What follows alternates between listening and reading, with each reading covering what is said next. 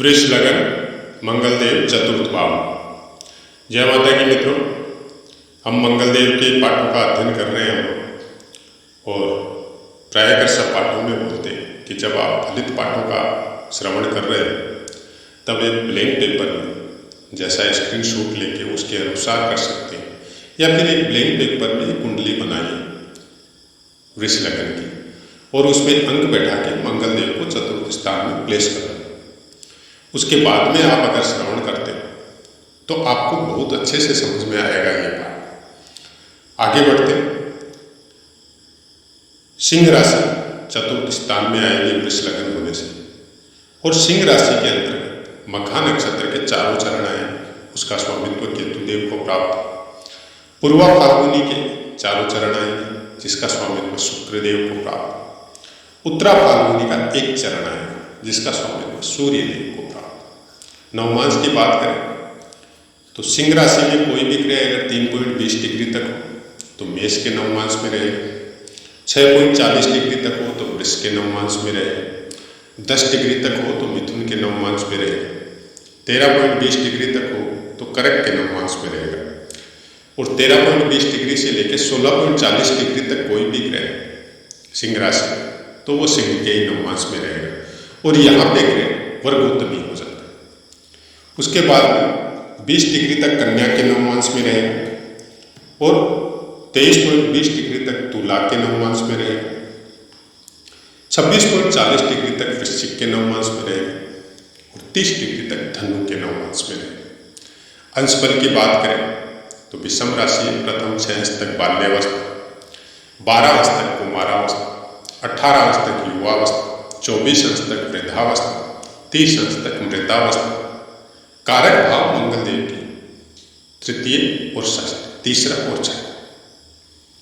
जब भी आपको मंगलदेव का पाठों का अध्ययन करें या मंगलदेव के विषय में जब जानकारी करनी तो हमेशा ध्यान में रखिए कि मंगलदेव आपके चाहे कहीं भी विराजमान हो, लेकिन वो तीसरे और छठे भाव का भी फल आपको अपने बल के अनुसार प्राप्त करवाते हैं।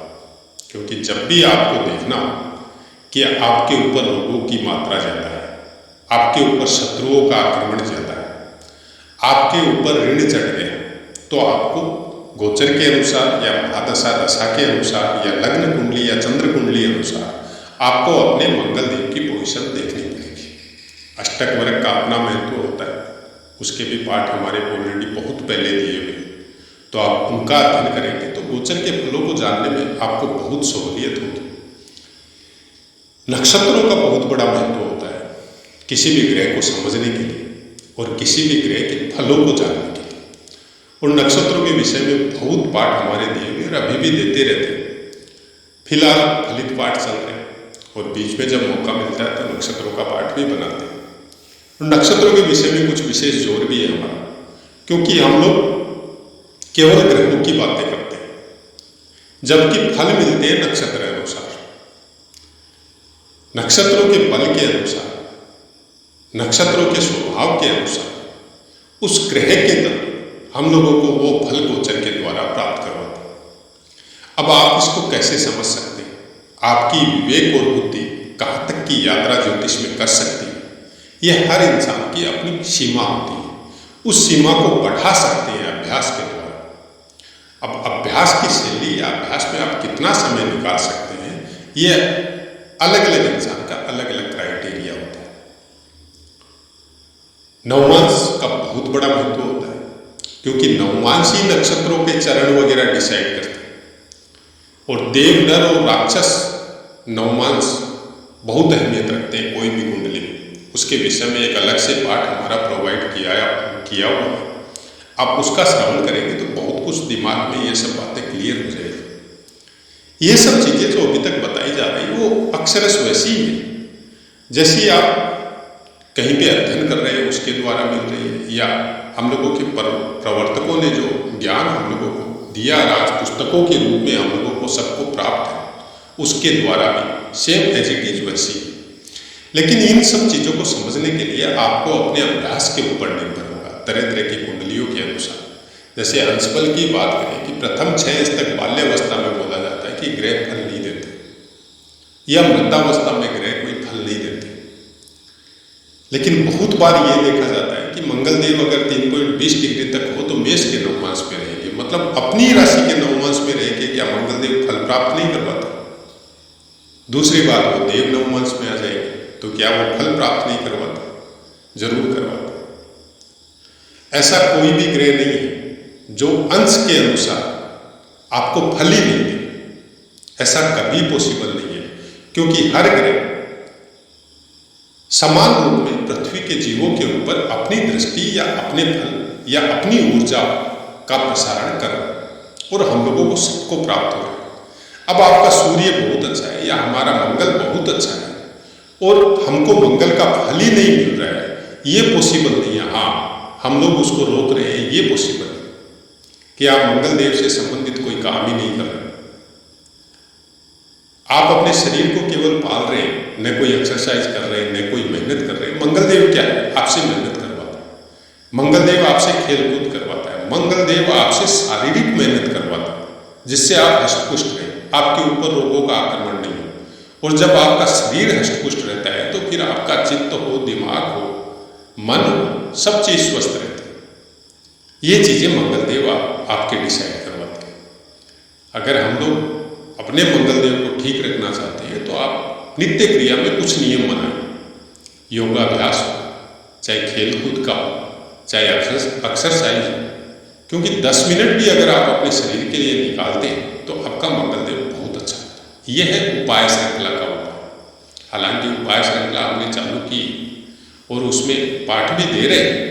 वो सब ग्रहों का पाठ हमने पहले जब शुरू में चैनल चालू किया था तो 2 साल पहले भी प्रोवाइड करवाया था और अब फिर उसको करवा रहे हैं। तो उपाय बोल के हम लोगों के अपने कर्म, हम लोग किस तरह के कर्म कर रहे हैं।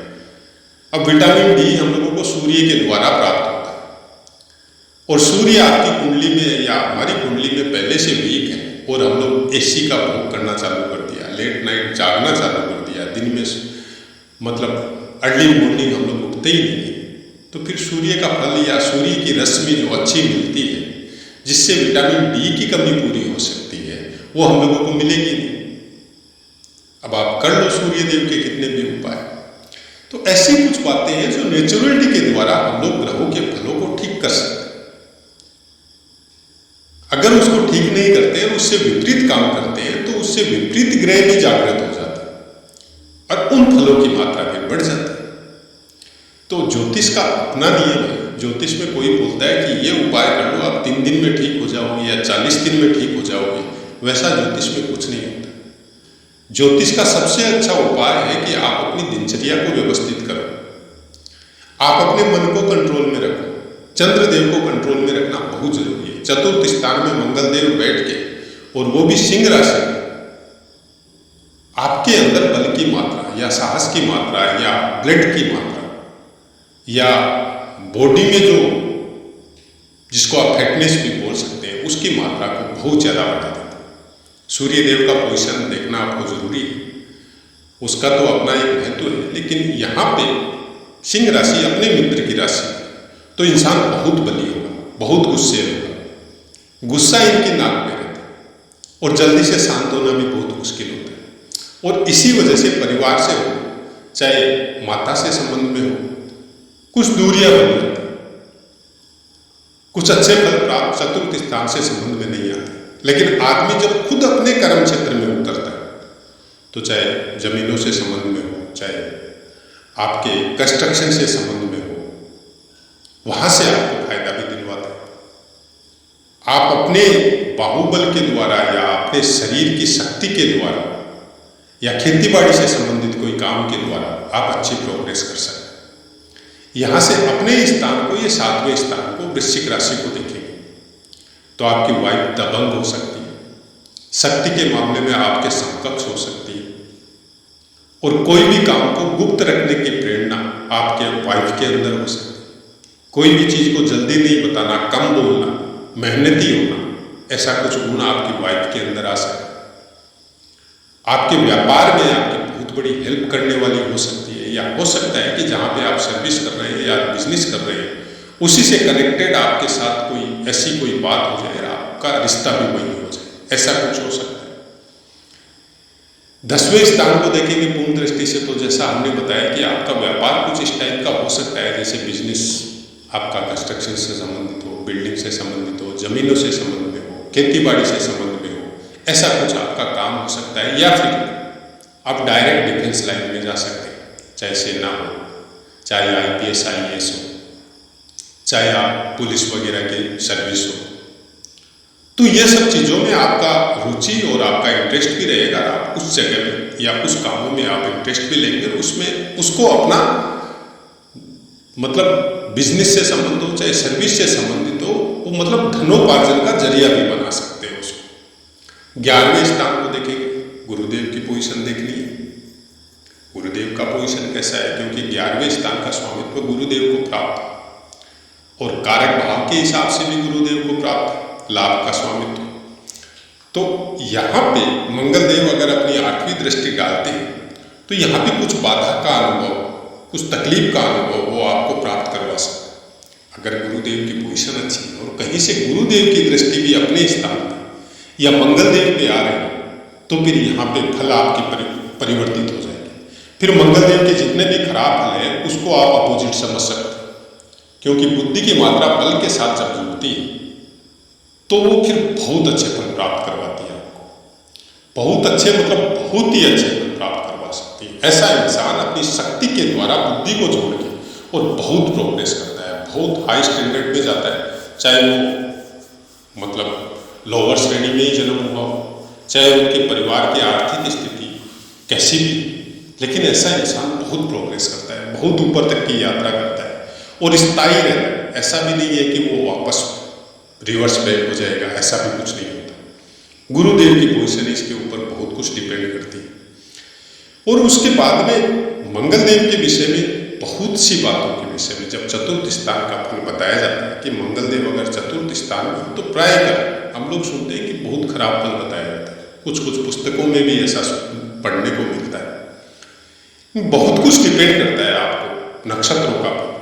अगर मघा नक्षत्र में तो आपके बल की मात्रा और ज्यादा बढ़ जाती है और राहु देव आपके 10वें स्थान में आ जाएंगे या 11वें स्थान में आ जाएंगे कहीं से भी, या लग्न में आ जाए या 12वें स्थान में आ जाए, इनकी राशि में कहीं पे 7वें स्थान या 12वें स्थान में आ जाए या कहीं पे भी आ जाए, वहां से दृष्टि डाल दें।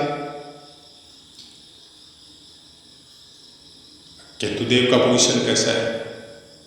केतुदेव का पोजीशन अगर अच्छा है, केतुदेव अच्छे स्थानों में प्लेस है, तो फिर कुछ परिवर्तन हो सकता है। लेकिन मघा नक्षत्र में अगर मंगलदेव हो तो बल की मात्रा बहुत ज्यादा बढ़ सकती है आपके अंदर। तो फिर आपको डिफेंस लाइन हो या स्पोर्ट्स लाइन हो, उसको चुनने से आपकी यात्रा बहुत अच्छी हो सकती है। आप वहां तक टॉप मोस्ट लेवल तक जा सकते हैं। उसके बाद में पूर्वा फाल्गुनी नक्षत्र में हालांकि नहीं बताते, नक्षत्रों में बहुत कम पाठों में हमने फलित पाठों में नक्षत्रों का भी थोड़ा बहुत बताया है, लेकिन यहाँ पे चतुर्थ स्थान में बताने का कारण ये है कि जब हम खुद सोशल मीडिया से जुड़े हैं और पाठ दे रहे हैं तो हम भी सुनते हैं दूसरों का। तो वहाँ पे जब बताया जाता है कि मंगलदेव चतुर्थ स्थान में होने से बहुत खराब फल प्रोवाइड करवाते हैं, बहुत कुछ उल्टा पुल्टा सुनने को मिलता है, तो हमने सोचा कि कुछ नक्षत्रों के विषय में भी बता दिया जाए। यहाँ पे पूर्वा फाल्गुनी नक्षत्र में अगर मंगलदेव और इंसान स्पोर्ट्स का लाइन में हो तो कन्फर्म गोल्ड मेडल लेके आएगा और बहुत लंबी उम्र तक वो खेल में रुचि रखेगा या खेल के साथ जुड़ा रहेगा और उसके बाद में अपने कर्म को भी या अपने धनोपार्जन के सिस्टम को भी वो खेल से ही संबंध में कर लेगा। चाहे कुछ ऐसी कोई एजेंसी या ऐसा कुछ खोल लो जिसमें सिखाया जाता या कोई ऐसी कोई गवर्नमेंट एजेंसी के साथ जुड़ के अच्छे पदों को प्राप्त कर लो जो खेल से संबंध में हो, या फिर ऐसा हो सकता है कि आप राजनीति के क्षेत्र में हो और आप मंत्री वगैरह बन गए, तो ऐसी संभावना ज्यादा होती है कि उनको खेल मंत्री बनाया जाए। तो यहाँ पे पूर्वा फाल्गुनी नक्षत्र में होने से, हालांकि पूर्वा फाल्गुनी नक्षत्र शुक्रदेव का है और शुक्रदेव आपके लग्नाधीश भी है और उनकी पोजीशन आपको देखनी जरूरी है, क्योंकि लग्न का अच्छा होना बहुत जरूरी है मंगलदेव की ये पोजीशन प्राप्त करवाने के लिए। अगर लग्न का अच्छा फल आपको प्राप्त हो रहा है, लगने से बहुत स्ट्रॉन्ग है, तो फिर पूर्वा फाल्गुनी नक्षत्र में प्रायः आदमी तीरंदाजी, मार्शल आर्ट, ये सब चीजों में जा सकता है। उत्तरा फाल्गुनी, लास्ट का चरण उत्तरा फाल्गुनी का है। सूर्य देव का स्वामित्व प्राप्त है और सूर्य देव की राशि में विराजमान है।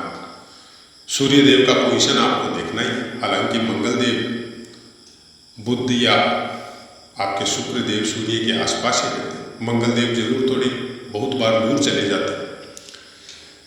सूर्य देव का पोजीशन अच्छा है, सूर्य देव का अच्छा सपोर्ट मिल रहा है अगर मंगल देव, तो उत्तरा फाल्गुनी नक्षत्र में बैठने की वजह से यह आपको बहुत ज्यादा फेमस कर सकता है, आपका बहुत बड़ा नाम हो सकता है, बहुत ख्याति या बहुत कीर्ति आपको प्राप्त हो सकती है, हक दर्जे के ईमानदार हो सकते हैं, लोगों का भला करने की प्रेरणा आपके अंदर हो सकती है। हर चीजों में किसी का भी हेल्प करना हो, उसके लिए आप दूर दूर तक की यात्रा करके जा सकते हैं, चाहे आपका दोस्त हो, चाहे जान पहचान का। ऐसे इंसानों का फ्रेंड सर्कल हो या एरो हो, जिसको बोला जाता है कि आदमी देखते ही प्रभावित होता है, वैसा कुछ आपके साथ भी घटित हो सकता है। तो ये सब बात जब भी आप श्रवण करें, पूरे एकाग्र होकर समझने का कोशिश कीजिए और उसके बाद में आप अभ्यास कुंडली में भी इसके फलों का जानने का कोशिश कीजिए कि कहाँ तक आपको इसका फल उस तरह से प्राप्त हो रहा है, और अपने अभ्यास को और ज्यादा आगे बढ़ाइए अगर आप ज्योतिष सीखना चाहते हैं। तो आशा है मित्रों पाठ समझ में आया होगा। पाठ से संबंधित कोई भी आपकी क्वारी तो आप निसंकोच कमेंट कीजिए। कोशिश अभी तक यही है, सब कमेंट का जवाब देते हैं और आगे भी यही कोशिश रहेगी। अब अपनी वाणी को विराम देते हैं और आपसे आज्ञा लेते हैं। जय माता।